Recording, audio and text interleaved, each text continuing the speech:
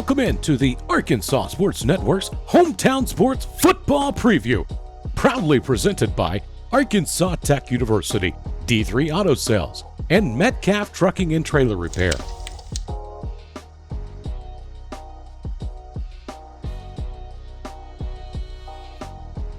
Today we sit down with Stuttgart Ricebirds head coach Josh Price.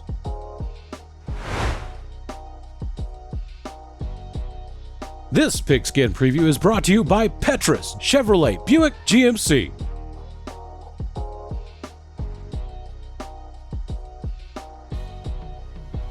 Good afternoon, everybody. My name is Caden Hauser, and I'm here with the head coach of the Stuttgart Ricebirds, Josh Price.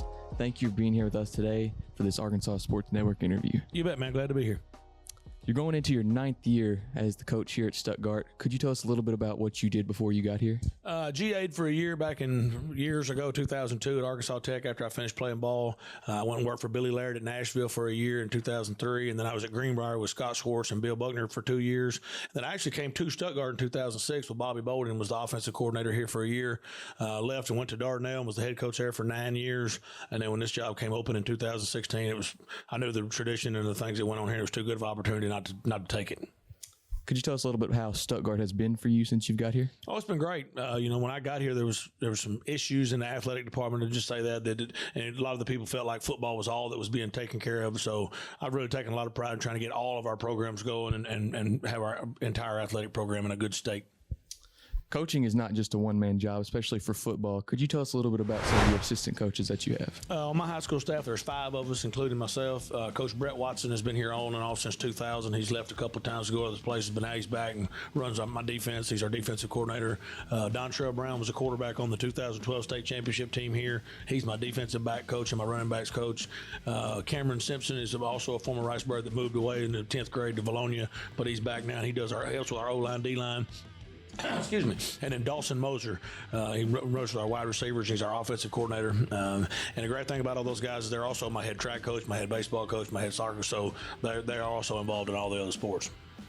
Before the interview, you told me that you like to run multiple offenses. Could you elaborate on that a little bit more? Well, it just depends on who we're playing, because we try to, if you give us an odd front, we're going to put a tight end in there, maybe even get a double tight set to make them have to balance up. Then if you get some of these other people, just depends on who you're playing. We want to be able to get in 10 personnel and personnel stuff. And that's also a way that you can rest your kids, if we rest our skill kids, because we're still a smaller school. We're not, we're 4A, so we're kind of in the middle. But we have a lot of kids that have to go both ways sometimes. So if you get ready to rest your skill kids, I'm not resting them on defense because they get the ball thrown over their head. That's a touchdown, So you can get 22 personnel and put some tight ends in there and get some of your guys some breaks. So just things like that I've learned over the years. Leading the way of this offense this year is going to be the sophomore quarterback, Kane Price.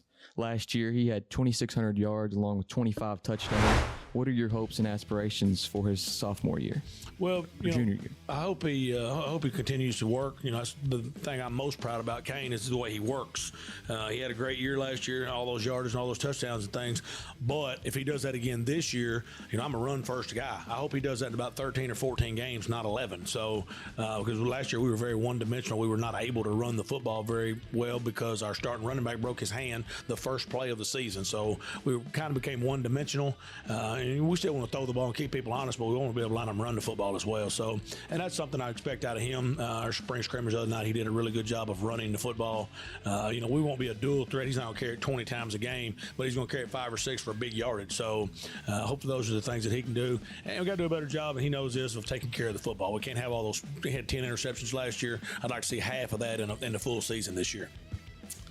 You also told me on defense that you like to run a 4-2-5. For those that don't know, that is 4 down linemen, 2 linebackers, and 5 defensive backs. What do you like so much about this defense? Well, it's really all I know. People get in these odd fronts. I could run an odd front, but then if somebody got an overset or a switch set or a 2 tight set, I don't know how to adjust out of an odd front. I do out of this defense. We can personnel it some. It's called a 4-2-5, but we can take one of those linebackers out and put another defensive lineman in, and now we're in our 5 front and able to go against jumbo packages and stuff like that. With our Sam linebacker, if he's athletic enough to play man coverage, it gives you a whole lot of other things that you can do on defense. defense. You can bring a lot of blitzes and stunts and things along those lines. And we really like to move our defensive linemen around a lot. Technique is important. We like to squeeze and wrong shoulder and all that stuff, but sometimes you don't have those bodies, so you have to be able to put smaller guys in there, try to cross face, try to do some stunts and things along those lines. Who is the leader of this defense on the field? This year, it's probably going to be one of our down linemen, either Dylan Scooby or Damari McKinney. He'll be a junior. Both those guys will be juniors. Julius Gaither's a guy. He's a 3-year starter for us. He plays our rover spot, which is either on the hash or roll down into an outside linebacker spot. I really expect good things out of those guys. Two of the other guys that could emerge as leaders for us are two seniors that last year was their first year to play football, in Landon Bryant and Tay Clark. So that's our two corners. Really need those guys to come on. And we're going to depend on a few sophomores. So that's always scary on defense, especially in the secondary. But it is what it is. It's all we got, so we're going to roll with it. I also asked you what you thought some of the strengths were of this team, and you told me depth at skill positions. How do you have all of these guys prepared and ready for when it's time for the first kickoff? Well, I mentioned Sparky earlier, Deontay Clark, he's our returning All-State player. Last year he had 13 touchdowns, I think, and over 1,200 yards receiving and all that. But the other thing you can do with him is put him at running back. If you put him at tailback, now then you got Jamarion Horde, QT Johnson, Hayden Prine, Bo Barnes. You got some bodies that you can get the ball to, and Kevon Conway's a return receiver for us. So there's several of those guys that, if we put Sparky at running back, we're not handcuffed by not having anybody to throw the ball to. So that's very important. In your opinion, who are some of the better skill guys that you go to in late games that you know is a guaranteed work? Well, Juwan Terry, the kid I talked about, broke his hand the first play last year. He'll be a junior. Jeremiah Thomas will be a junior. Those are two of our main two running backs other than Sparky. And then obviously Deontay Clark will try to get that guy the ball. Braylon Tolliver's going to be a sophomore. He's a big old 250-pound skill kid that is very skilled with his hands, can catch the ball and things along those lines. So, QT Johnson's coming on along. He's going to be a junior, had a great year last year. So need him to get more consistent catching the football, but I feel like he's going to work hard and do that. So I'm very pleased with all those guys. On the opposite end, I asked you what some of the weaknesses were, and you told me that you think it is your defensive linebackers and defensive line. Yeah, last year we started 4 seniors at those spots, so we're trying to either a young kid or a kid that's going to be a senior that's inexperienced and hadn't got a lot of playing time. So, and I coach that spot, so that's I coach the Mike and Will linebackers. They're going to have to really come on. They've got to get us lined up. We didn't do a very good job on the defensive side of the ball last year of taking what we worked on Monday, Tuesday, Wednesday, Thursday, and implementing it on the field on Friday night, and that comes from my linebackers. They're the ones that has to see the formation, see personnel, who's in the backfield, or whatever we game plan up. We got to be able to carry it over to Friday nights, and we didn't do a very good job of that last year. This team will have one returning All-State player, Deontay Clark, as well as 2 other All-Conference players, Kane Price and Caleb Brewer. With this team having some high-powered players returning, what are you hoping to accomplish with them this year? Well, Brewer's returning all-conference center for us, but he's also fixing to play on the defensive line quite a bit. He did a really good job in the spring at that. He's our strongest kid in the weight room as well, so really excited to see what he does on both sides of the ball. And Kane and Sparky here, just need them to have a repeat performance of what they did last year, pretty much, minus the turnovers, and need to find a way to get Sparky some more big plays. We didn't do a very good job. But when we talk about blocking, everybody always goes, the offensive line. Yeah, we didn't do a very good job on the offensive line last year, but we did an absolute terrible job at blocking at wide receiver.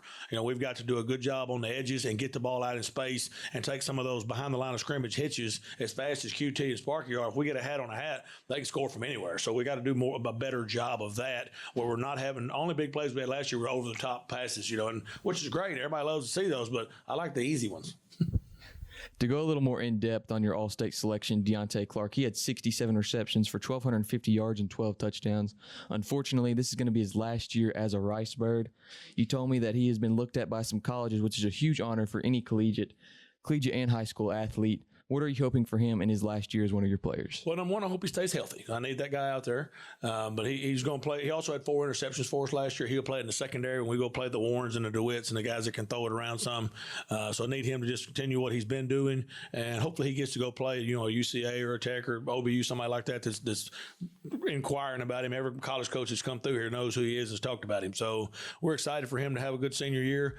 And, he'll be missed after this year because not only football, he's a basketball player, he's a track runner, he does all the things for us. So, and he's a great kid, which is the most important part. Well, that is all we have for this interview today. Thank you so much for coming on, and we're looking forward to a great Ricebird season. You bet, man. Thank you.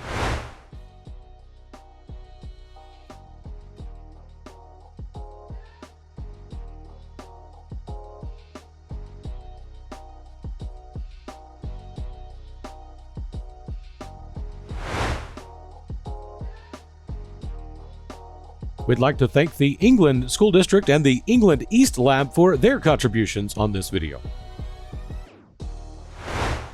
Thanks again for joining us on the Arkansas Sports Network's Hometown Sports Football Preview. Don't forget to like and subscribe to the Arkansas Sports Network on YouTube to catch more previews and all the latest updates on your favorite teams.